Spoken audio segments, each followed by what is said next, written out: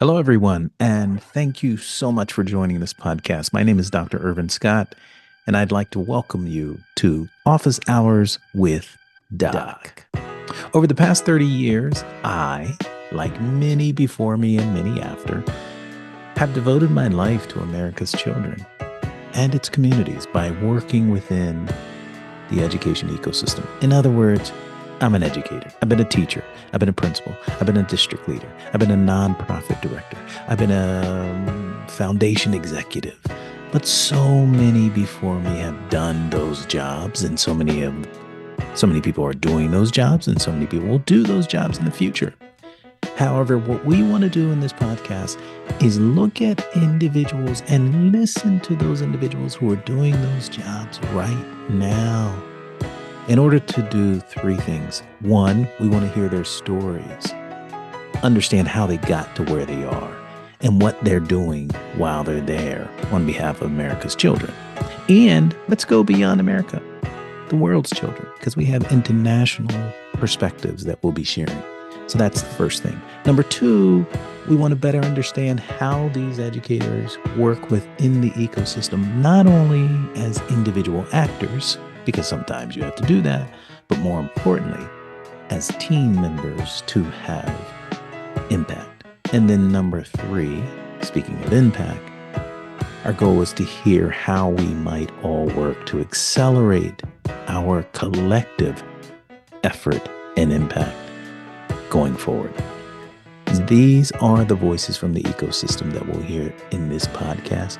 If you've ever wondered what's going on in schools or school systems or school districts or however you think about schools in the US and the world and the lives of those individuals who are shaping children's lives, if you've ever wondered that, this is the podcast for you. Office Hours with Doc. Welcome. Welcome, everyone. Thank you for joining us, Office Hours with Doc. And I'm so excited because we are going into season 2. And I am super excited about the guest that I have today, a friend, colleague, a brother in the work of educating America's children, Mr. Devin Morris, who leads the Teachers Lounge. And we're just going to jump right into the conversation. As I said, we're going into season 2. I'm going to do a couple of things during this season that are a little different from what I did during season 1.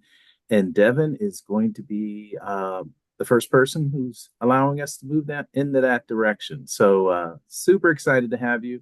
Devin, thank you so much for joining us. Why don't you tell us a little bit about you and the Teachers Lounge, and if you can, talk just for a few minutes around how you got into this education work in the first place. Sure. Doc, thanks so much for having me, for you and the team for the invitation. Excited to do what we do even outside of this podcast world, in talking about how we put the babies first and how we think about this work being bigger than ourselves or individual entities.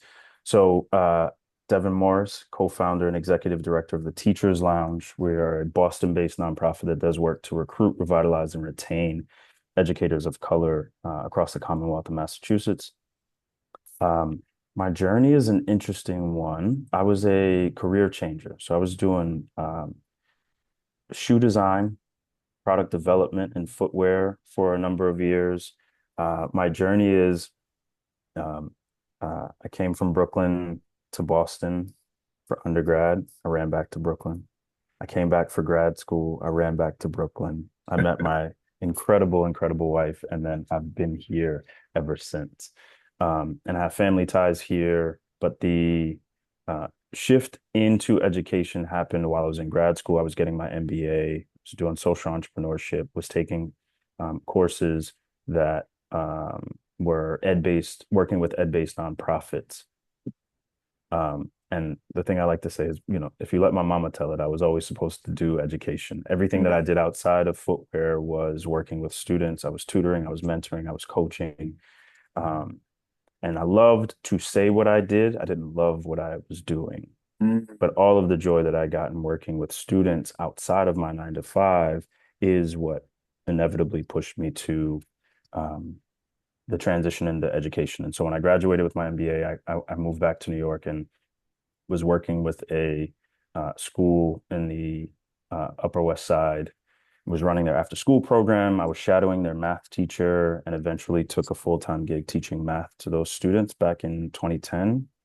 And I, I haven't looked back since. And so I've held roles in the classroom and teaching middle school and high school math, school leadership roles, before co-founding the Teachers Lounge back in September of 2018. And I stepped in full time to do this work back in 2020, and we've been rocking ever since. And so much of this was we have you to thank for Mm. early stage of support and connections, and encouragement and guidance, and we're blessed to be where we are right now to be, 4 full-time employees, a suite of contractors who are doing this work in support of Black and Brown educators across the Commonwealth of Massachusetts around sustainability, love, care, and support, and accountability in this work in support of our babies. Beautiful, beautiful. So much there that I want to jump on real quick. One of the things that I failed to say is that Devin and I have a personal connection that That's goes right. back to our Brookline days and my sons knowing his brother and That's right. spending time with the family. So there's a real powerful connection there personally. That's right. Shouting at And refs at basketball games and that's so true. Back supporting to the babies, supporting the supporting babies the big always. that started with mine That's first. right.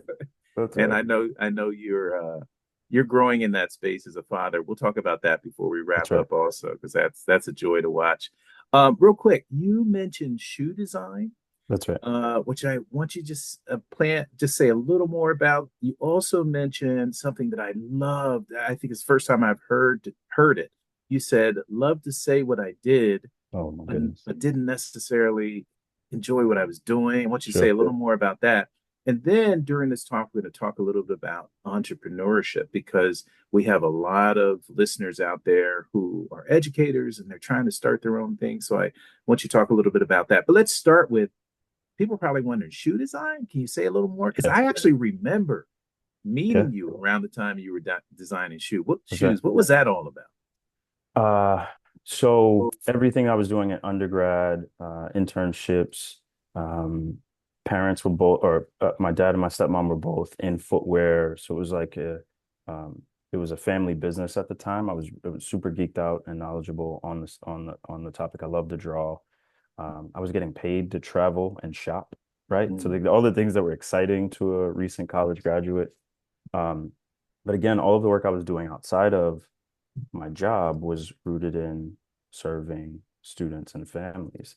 mhm. And so at the time, I loved to talk about what I was doing, right? The reaction that you get Yeah. as a designer from peers was always, that's so cool. And you get to, oh, that's so great, which was different than the reaction that I would get as an educator, right? Wow. When I first transitioned, it was oh my goodness, like bless your heart, like Yeah. you must deal with so much. But the reaction, the internal reaction that I had from those sort of reactions was it grew over time. Like this is what I get to do. I get to serve students. I get to figure out how students and families tick to serve their greatest needs. And there was so much, if I could get on a soapbox for a bit and talk about how we don't think about education enough as the service industry and how Mm, much I learned from my marketing, consumer behavior learnings, and how I applied it to the work we do in education, not just to recruit teachers and students and families to a given school, but also in the how we react to and serve students and give them what they need and give families what they need, but listen to what they are saying about their experience in any given institution to then change policies and practices to better serve and meet those needs. And so this shifted so much of the work that I did coming into education and more so into school leadership in thinking about how we react to student um, demands, family demands, and true partnership in this work that I think has been missing in education for quite some time. Um, and so that was exciting to bring that aspect to the work, and it's something that I talk about often. It'd be really eye-opening, like how many school leaders have to figure out budgets Yeah. as like a trial by fire. Like that's business school that gives you that sort of entry point. Mhm. Um, Typically, most school leaders, when they transition into leadership roles, if you've managed classrooms exceptionally well, that doesn't mean that you manage budgets or Yeah. adults exceptionally well. So what that learning curve is so stark that what are the ways in which we create sort of these pathways that I think better support um, our future leaders into the work that they're doing. So at some point, we'll come back to some of our specific programming and Hmm. why this is sort of front of mind for me and some of the work that we're doing to support sustainability and growth and development That's of educators of color in this work. that's that's wonderful. What I hear you saying is you see your experience in that shoe design and that sort of business entrepreneurial world, you've been able to translate in powerful programming for educators and That's right. ultimately for kids in really, That's right. really powerful ways. But I So will let tell you, I just Yeah, want go to say ahead. real quick that it wasn't so apparent early on. It's not So like if you knew you you. No, I wish I could take credit for it and be like, this was all planned. No, absolutely not. So you can imagine the looks and reactions I got graduating from business school and being like, I'm gonna go back and teach. And then it wasn't until years later into transitioning into school leadership and then eventually co-founding a nonprofit where I felt like it was clear to me what aspects of my business school experience and my marketing and business background that I was actually applying to the work. That, hindsight is 2020, but I Yeah. wish I could take some credit and be like, but my point is that when looking back, these are aspects of school of both classroom leader development and school leader development that I think is missing Mm, from how we prepare our future leaders in that's education. good. That's good. That's good. Let's talk a little bit about that transition. So you come into education. One of the things that I appreciate you saying is you spent some time in the classroom. That's right. So talk a little bit about that time in the classroom. Um, Maybe some of the things that you picked up that you are now. The next thing we'll talk about is Teachers Lounge. Yep. But what was it like to be in a classroom? If I'm not mistaken, elementary school classroom, Middle school, mostly middle school students, mostly but middle school. I Okay, taught integrated math. So I had seventh, eighth, and ninth grade students um, in academic settings. And I ran a mentoring program. I coached varsity sports and middle school sports. So I was working with middle school and high school students outside of the classroom as well. gotcha. I miss it. I know the I feeling. might be, I might be singing a different tune if I were full time in the classroom right now. But in the work that we do supporting teachers in this moment and school leaders in this moment, I get to have the privilege of getting into classrooms and getting into school buildings, and I miss it. The Mm, thing that we don't talk enough about with classroom educators is something that we think about often is that what we say is that folks are often seeking to increase what we call the three I's: their input, their impact, and their income. mm, mm. And as they are seeking to increase those three things, the idea becomes I could have so much more impact if I could have and give input beyond my classroom. And the only way to do that is if I take on a formal school leadership role. But that's not the case. It's not the only pathway to increase those three I's. But also, we don't have enough folks who paint a vivid picture of what that transition from classroom to leadership actually looks like. Good. And this piece of how much we miss working directly with students compared to coaching, developing, adults to do what we did so well in the classroom. Mm. Um, just to name that, that's the thing that I miss most is working directly with students. I miss that moment that students would have in your class when they break through, when they have that moment where they've been struggling and they finally are feeling some success and understanding. I miss the ways in which the babies sort of both held me accountable, but also, stepped in to hold each other accountable and lift each other up. Um, there's so much of that the classroom dynamic that I miss in the work that we're doing now. But I have made that commitment to again increase my own personal those three eyes, and in the process thinking about how we improve sustainability of work Mhm. for specifically early career educators of color, but even in doing so, thinking about how we lean on the brilliance of Mhm. veteran educators of color, folks with shared identities, to be those coaches, mentors, and support systems for that next generation of teachers. Mhm. And so this has been that transition from what I went from doing was trying to simply fill some vacancies within a school building and kept being told educators of color aren't out there, which we knew wasn't true, to every stage of our growth and development as an organization has been the filling one need and realizing that there's another barrier that exists to what's on the other side of completion of something that we offer, and then trying to fill that gap and then trying to fill Mhm. the next gap. And so I think it's important to name we're going through, as you hear some of our offerings, we're going through a strategic planning process right now with the Bellwether Group around trying to narrow the focus of our work because we were spread thin and Yeah.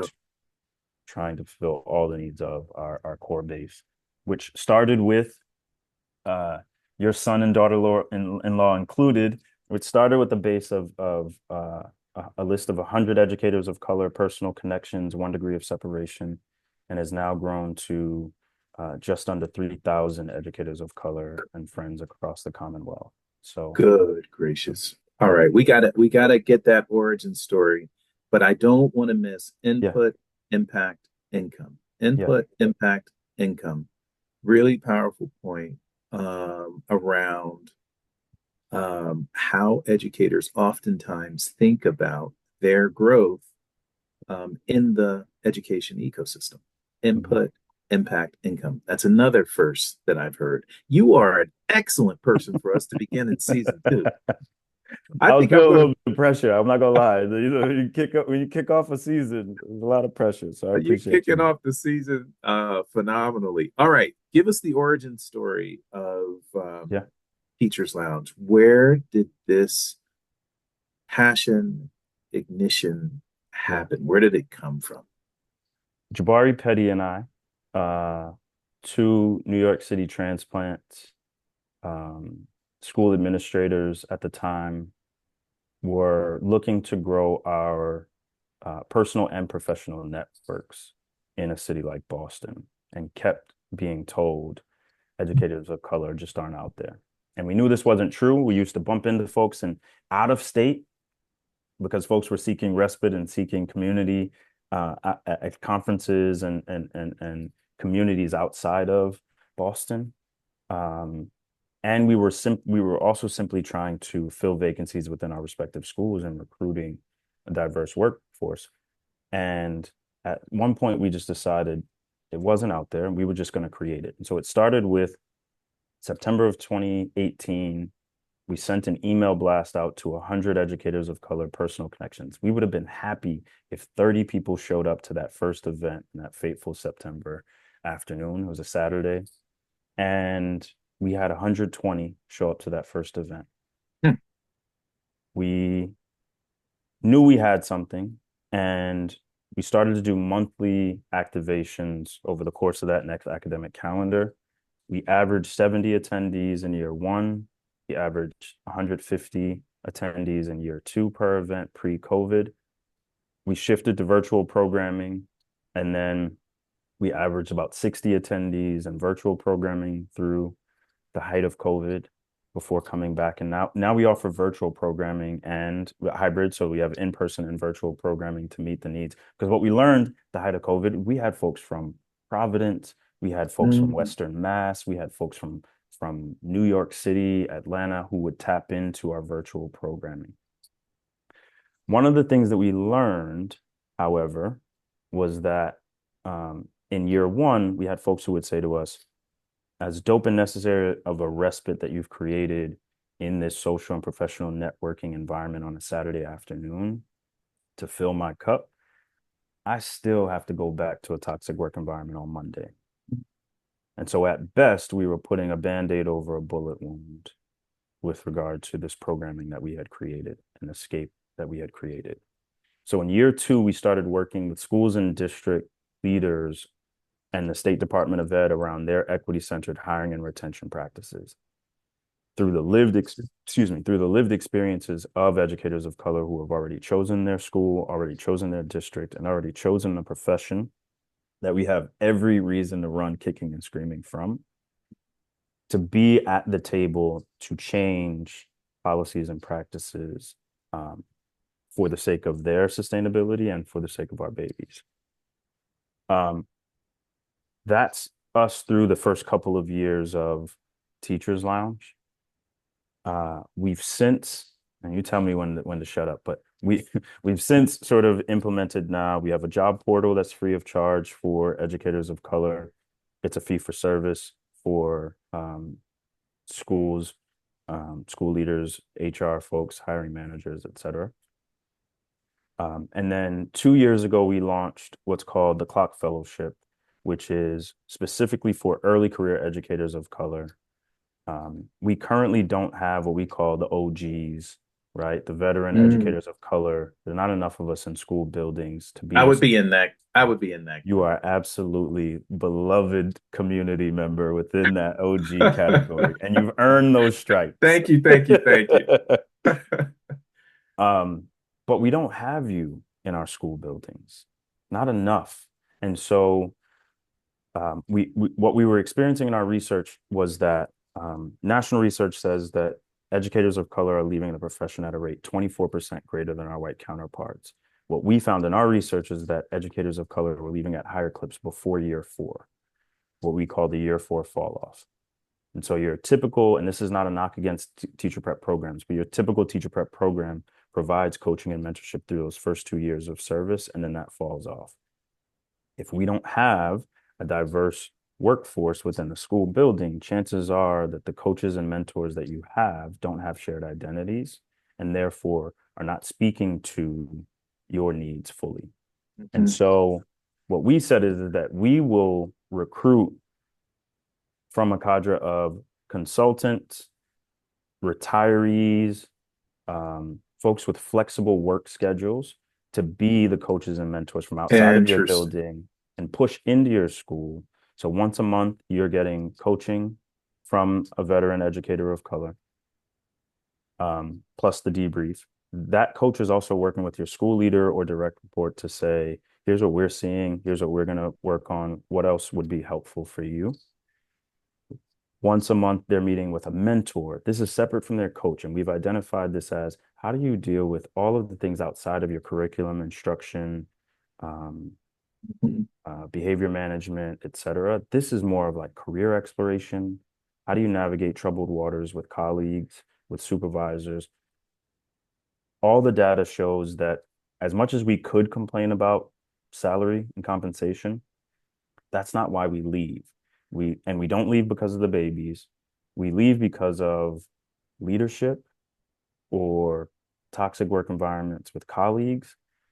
And so how you navigate that if you don't have support within the building and not in an evaluative capacity, that's how we sustain. And everyone we talk to would say to you that they had someone, some support system, whether in their building or outside, that helped them sort of traverse those difficulties. So those are the things that we provide in addition to a cohort model. So you're building community outside of your school building.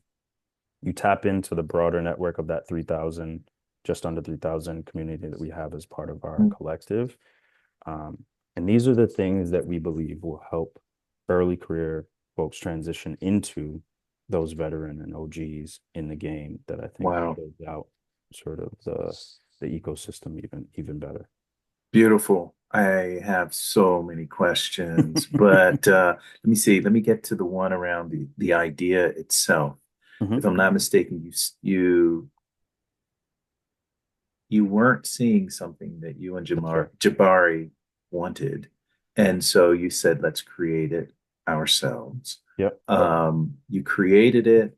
One of the things that I'm really fascinated about, and I get into more of the business model in a second, but Devin, one of the things that just blew me away when I saw you guys coming on the scene was the social aspect of this thing. Yeah. Like, to what degree do you feel like what you were trying to accomplish, one of the key avenues for accomplishing it was relationships Yeah. and connections and celebrations and just call it what it is, parties. Yeah. But that was to me, it seemed like a vehicle to get to something that was even more deeper That's and right. more powerful. So just That's right. talk a little bit about that, you know what? Let me name for you first that it's been hard to shake that perception over time as being even more beneficial than just the social aspect. But the Yeah. reality is that I firmly believe if we did nothing more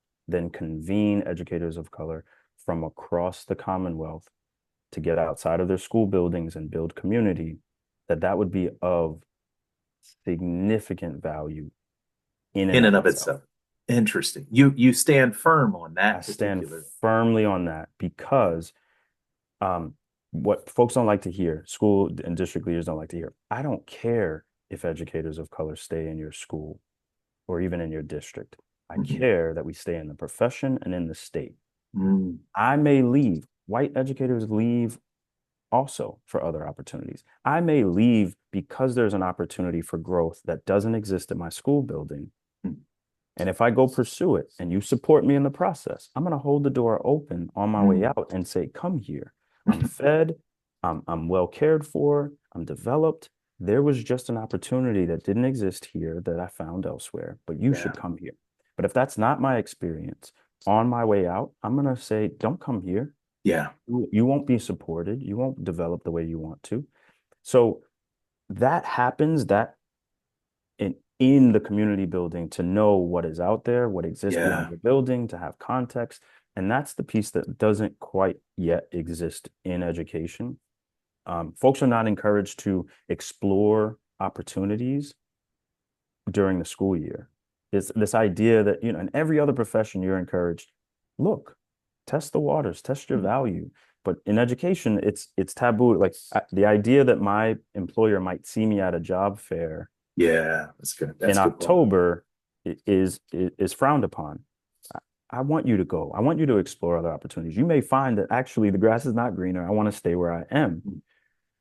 which I think makes you an even bigger asset at your school. Mm. But as a school leader, I want you to explore those things. Anyway, so that's just the context of it took us some time, but we understood that our people were our power. So before we go to funders, before we go to school districts, we knew we had to build our base. We knew we had to learn from not just me at that point who had been removed from the classroom. I needed to talk to teachers on the ground to know what they were experiencing, what they needed, how these needs were being fulfilled or not fulfilled, to then build out a bigger sort of offering to for our collective. And so it started with the social. How do you give people what they want? What you Mhm. want may not be what you need, but if I can get you here and in community, you're going to give each other, you're going to fill each other's cup. But I'm going to learn in the process what you need, and then go out and get the funds to make sure that we can provide those services and the skill sets to fulfill those services. So that's why we focus so much early days on just the social aspect. Yeah.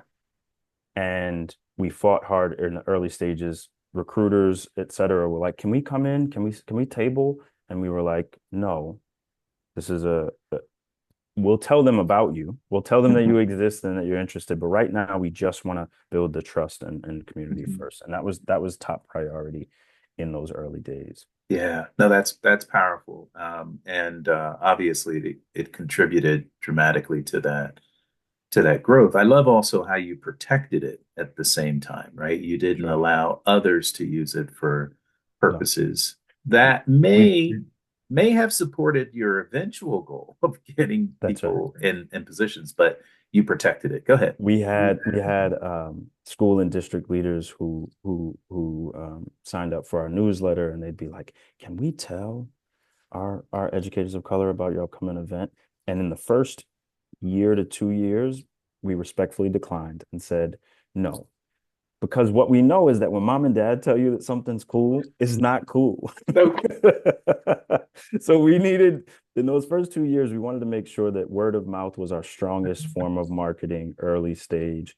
And now we're at a place when a school or district leader says, "Hey, are you familiar with this?" We've built a big enough base that there are other folks who can vouch for us, and it's not just coming from um, school leaders.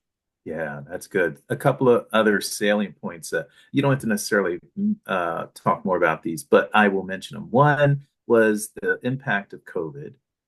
It sounded like to me that COVID, you had to pivot, but also COVID provided an opportunity for you Right. to learn and expand your business model a bit. I thought that was powerful. I see a lot of that happening. I see a lot of people complaining about COVID. It sounds like you leveraged it.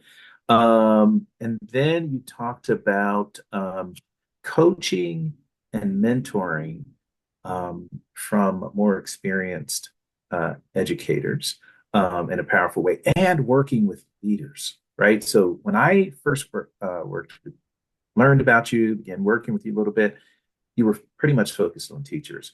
That's But right. then it sounds like you pivoted to focusing also on leaders, to your other point around making sure that teachers have somewhere to go back to, a Mhm. school to go back to after the weekend to support the same mindsets that they were experiencing during their time in community. Um, can you say a little more about what that leadership work looks like now? Maybe that's Yeah. an evolving stage.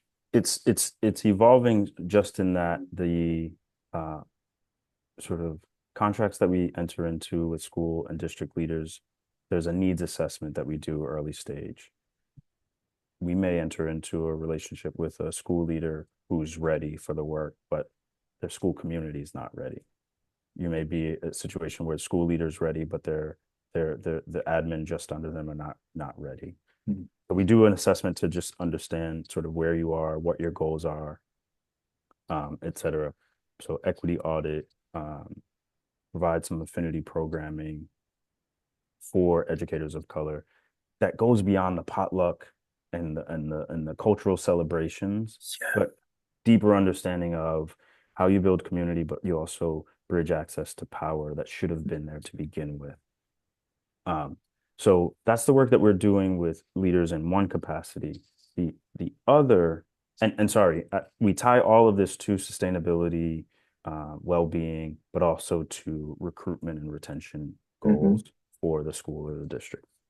Um, Separately, through our clock fellowship, the understanding is that we could come in and be incredible with uh, our fellows if it's not tied to the goals that their leader or supervisor are setting for them.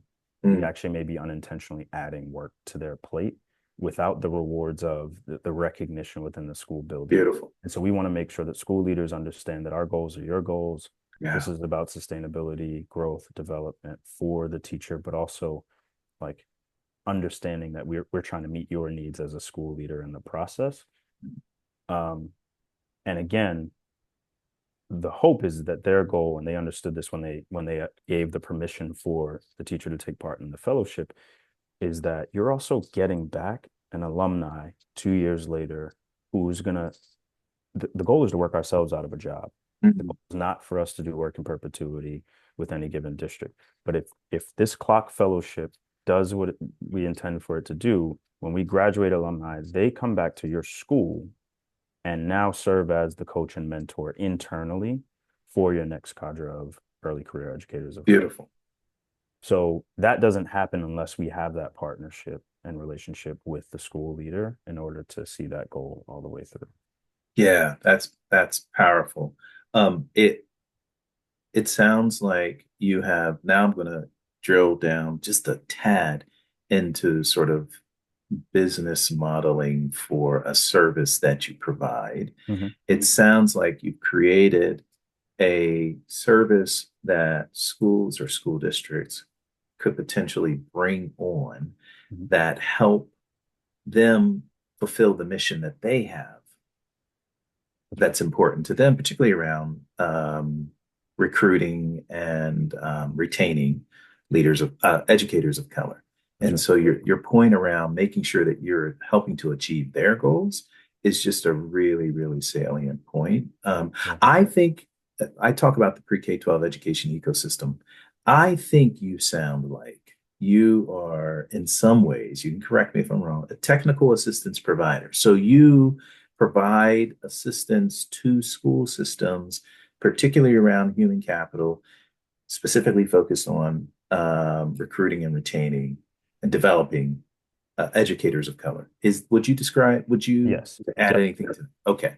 The one thing you said was policy and advocacy. Like, do Yeah. you get into that space at Yes. all? How? Yes. Really curious. So this is part of the work that we're doing with the consultants to try to narrow some of the focus. We are spread thin at the moment, but we do um, so we're a part of the Educator Diversity Act, which just passed in Massachusetts. Um, it's spearheaded by Latinos for Education, but we're a part of the steering committee for that coalition to get it off the ground. This has been 4 years in the making. Um, and the idea there, or the work that we've been doing over the past 4 years, is there's certain things that I show up to in support of and representing the Teachers Lounge. Mhm. But more often than not, when we have the opportunity, is to bring teachers and in some cases students to the state house, right? Mm. To speak to electeds, to talk about the lived experience and importance and impact of a single educator of color, let alone diversifying and reaching the state's goal of 30%. Um, so this is the big P policy work that we've been doing and advocacy around supporting teacher diversity as an initiative where there are within the state accountability measures. So what does the dashboard for DESE look like, Mm. right? Delaware has a really great dashboard that not only looks at your retention of, or I should say, not just your recruitment of educators of color, but also your retention of. And that's a piece that has not been present previously Mhm. in Massachusetts. To then think about, okay, it's great, right? There's national data that shows that um, new recruits are overwhelmingly, or not novice teacher are overwhelmingly in urban areas are overwhelmingly educators of color, and we have retention issues. And until we Mhm. fix the retention issues, we're just filling a holy cup. Mm. So, and holy, not not holy. Okay, you got me. So the this is the work where it's one thing to say that we're doing the slow moving work of changing habits, hearts, and minds for school and district leaders, but Mhm. we need the accountability from a policy standpoint. So that's been the work that we've been doing in that space. Nationally, I've been a part of a number of coalitions who are focused on teacher diversity Mhm. um, as well. So we work with Ed Trust. They have a national boot camp where we are often sort of working with and going to uh, what we call like day on the Hill Mhm. to talk to legislators around the work that we're doing locally for Educator Diversity Act, amongst other initiatives that we think will benefit, again, the policy changes necessary to support teacher diversity. So that's been within the past 4 years of work in recognizing that all of that helps and continues to support the base of work that we're doing um, here as an organization. Very helpful. I think I've got two more questions. This has been amazing. One, you talked about national work. Mhm. Um, can't help but to talk about the incoming administration nationally. Mhm. Um, Hmm. and any perspective that you have about the incoming administration. I think some might, I'll just go here. Some might say the work that you're focused on may not necessarily. This is my assumption, and I still Hmm. have to be educated around how Trump education administration is going to move forward. Hmm. But I'm not sure they would necessarily say that this the focus on diversity, at Sure. least given the background, what Sure. we've heard, would be a priority to them. Any Sure. thoughts regarding that? I, you put it nicely. Thought I'm I'd scared. start there at least. Yeah, I'm scared. Hmm. And a number of us have already started to come together to just, in some cases, just be a support system, listening ear, around the fears. We can't yet fully mobilize until he who shall remain nameless takes office. Hmm. But and we learn a little bit more. But we are attempting to. You had to be crazy to step into education before. You Hmm. have to be absolutely off your rocker to step in right now. And we want to make sure that we don't stop the work that we're doing to continue to get some good crazy into this profession. Hmm. Um, so we're doing work. I'm on a steering committee for so the State Department of DESE, State Department of Education. We have an interim commissioner at present, and the search has started. We're on a search committee, um, search and selection committee with the lieutenant governor and the secretary of education here in Massachusetts. It's a national search to fill the seat for commissioner. Hmm. And the thing that I keep saying is we need someone crazy. You had to be crazy to be in the role to begin with. Education is a thankless profession, but we need Hmm. somebody who's a little bit more crazy right now to be prepared for the fight that's ahead, to continue to be trailblazing in education the way that Massachusetts have has been, um, but also know that this has been well documented. We've been number one in education for some, not for all, Not for all. and that distinction, and especially when we talk about the fight that we're fighting to make sure that the folks in front of the classroom better mirror the students in seats, we need someone who's going to be that champion, Hmm. um, at the local level. We also need folks who are in office, um, representing this work to and representing our communities to be ready for the fight. And we're again blessed in Massachusetts to have the leadership that we have, but it's not going to be an easy fight. Yeah. It's harder knowing that, um, he is saying openly what he intends to do, and I think has the experience and personnel to do more of what he said compared to his last stint. Yeah. Just want to sit with that for a second. No, I appreciate it. Someone crazy, someone who Mm-hmm. is ready to fight, um, to be unapologetic Mm-hmm.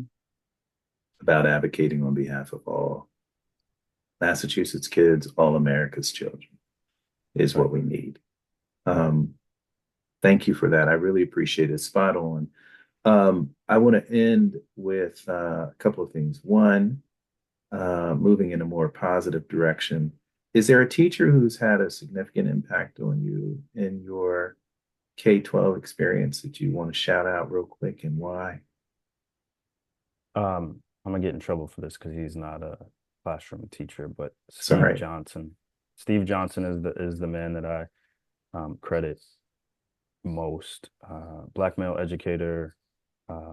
He was my senior advisor, um, basketball coach, and I would say the person who gave it to me straight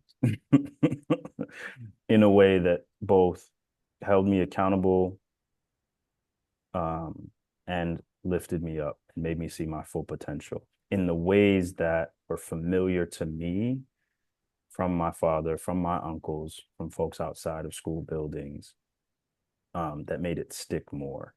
And Mm, so he would not let me uh, settle for less. He would not let me um, make excuses for myself because he mm, knew that the world wouldn't allow those excuses to fly.